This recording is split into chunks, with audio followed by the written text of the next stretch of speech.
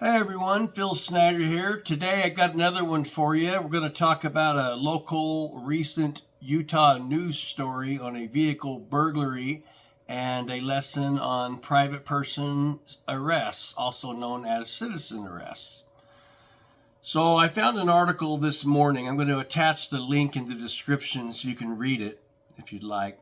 November 16, 2024, Ogden, Utah. Ogden City Police arrested 22-year-old man early Saturday morning, and this was around midnight, after he allegedly stabbed a man whose vehicle he was accused of burglarizing. Ogden PD officers responded to 1100 North block of Quincy Avenue. The victim reported that he had been stabbed by an unknown suspect after he observed two individuals rummaging through his vehicle. The victim chased the two suspects into a nearby church parking lot, trying to gather back any belongings they might have taken. In the church parking lot, one of the males, later identified as Christian Becerra, Christian turned, brandished a knife, and stabbed the victim in the upper right side of the chest. The victim suffered a puncture to their right lung as a result of the stab wound. The victim described the suspect who stabbed him as a Hispanic male wearing a cream-colored hoodie and a dark-colored baseball-style hat. Officers searched the area and located Christian, who matched the description. Christian was in the area, sweating and out of breath, according to the affidavit. Christian admitted to coming from the general area of where the stabbing occurred. While the suspect was detained, THC dab cartridges and marijuana paraphernalia were located on his person, and he was placed under arrest. It is not clear whether a second suspect was located or arrested. Christian was transported to the Ogden police station, and a post-Miranda interview was conducted. Christian admitted to trespassing in the victim's vehicle and later stabbing him after the victim ran after them into the church parking lot. Christian claimed the victim had assaulted him prior to stabbing, but he had no visible injuries that matched his recollection of the events. Becerra was booked for investigation of alleged aggravated assault resulting in serious bodily injury, a second-degree felony, possession of a controlled substance, marijuana, Class B misdemeanor, criminal trespass, Class B misdemeanor, and use or possession of drug paraphernalia, and a Class B misdemeanor. So, fantastic job here from the Ogden police.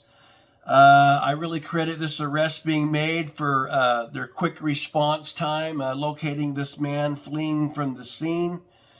The only thing, if I would have been the officer, I would have added a charge of vehicle burglary to this, which was a Class A misdemeanor.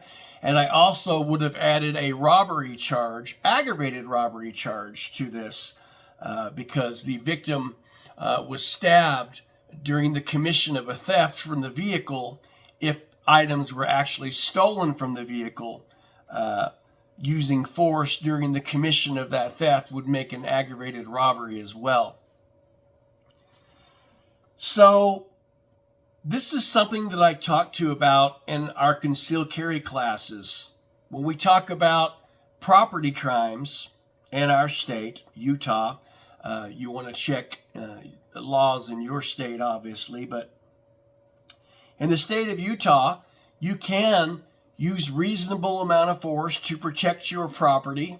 In this case, it was a vehicle burglary. And you can use reasonable force, except deadly force, to protect that property. Under Utah law, private person arrest, 77-7-3, you can make a private person arrest, also known as a citizen arrest, if you witness a crime. In this instance, this victim witnessed somebody breaking into his vehicle, and this person fled, and he pursued them after he tried to detain them, which is completely lawful to do. Now, let's talk about what the victim did and maybe things that he could have improved on.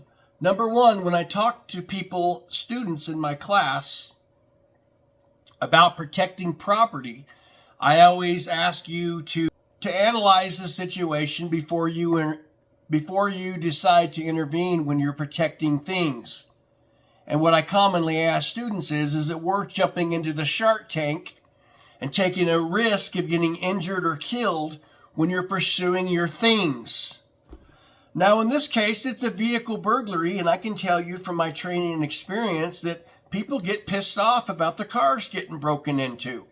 I've had my car broken into 4 times in my life, so I get that. So this is not uncommon for somebody from my training experience to pursue somebody or try to stop somebody when they're trying to break into your car. Now, let me ask you a question. Can you go out at midnight when somebody's breaking into your car and draw a gun on them? Well, the short answer is no. If you're drawing that gun when you confront somebody breaking into your car,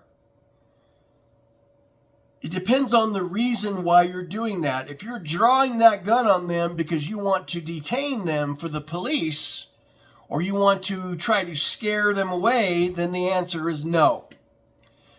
Now, if you can articulate drawing a gun on somebody breaking into your car, for example, a good way to articulate that would be, I thought that they were armed. Maybe you saw something bulky in their clothing, or maybe they made some sort of a threat accompanied by a show of force that, they had a weapon on them, something like that.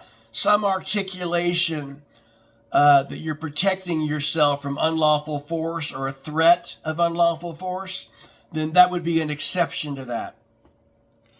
Can you take a gun out there when you confront somebody? Absolutely you should, especially at that hour. Nothing unlawful about taking a gun with you. Nothing unlawful about you informing them that you have a weapon on you if you believe that that is something that's needed to do in response to some sort of an unlawful threat. Now, let's analyze what the police did. Again, as I said earlier in the video, they had an excellent response time. Basically, what they did was they did legally stop this suspect, and that was based on reasonable suspicion. I would say that's a very strong case of reasonable suspicion when officers detain somebody that matches a description in close proximity to the area, and then the officer did a good job at noting in the report that they were, panting and breathing heavily, matching the description, coming from the area of the crime scene. Definitely no problems whatsoever there. The officers did a search of the suspect that they had detained, and that is something that's legally and lawfully allowed because that's called a Terry stop. And under a Terry stop, the officer can frisk you for a dangerous weapon if they have a reasonable belief that somebody's life's in danger. In this case, they received a call that somebody had been stabbed. And so that would coincide, and that would be a lawful search to look for a knife or that dangerous weapon that the victim was stabbed with. They recovered THC vape cartridges and paraphernalia, dab cartridges. Well, and I could also probably articulate that when I'm patting that person down, those dab cartridges and that drug paraphernalia could probably articulate to be some sort of a pocket knife or something like that. So I would say that that was a lawful pat-down search to recover that evidence that they charged him with. Now, the only thing I would have done different was I would have Mirandized. In other words, I would have read the suspect the Miranda rights on scene before I booked him into the jail, and I would have just gotten that a little bit sooner. They can also get a 6-pack.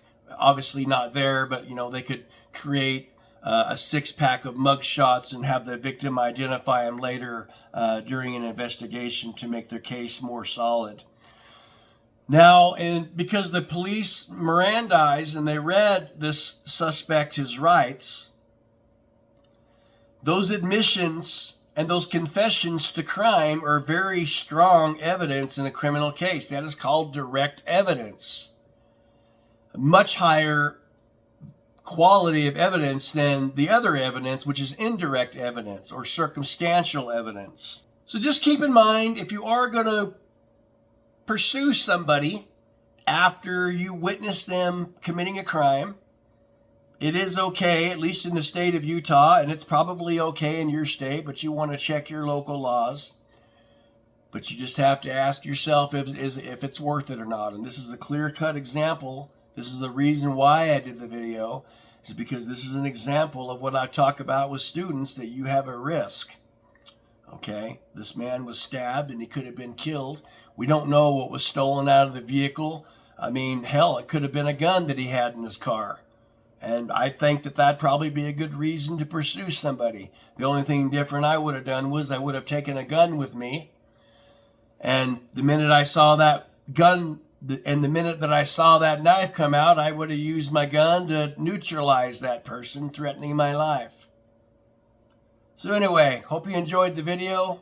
Hope it was informative and useful. In the event that your car gets broken into, just ask yourself if it passes the test of the Shark Tank test, and if it's worth bothering to intervene in a situation versus doing the safest thing, which would be just to report the crime and let the police apprehend them. Thanks for watching.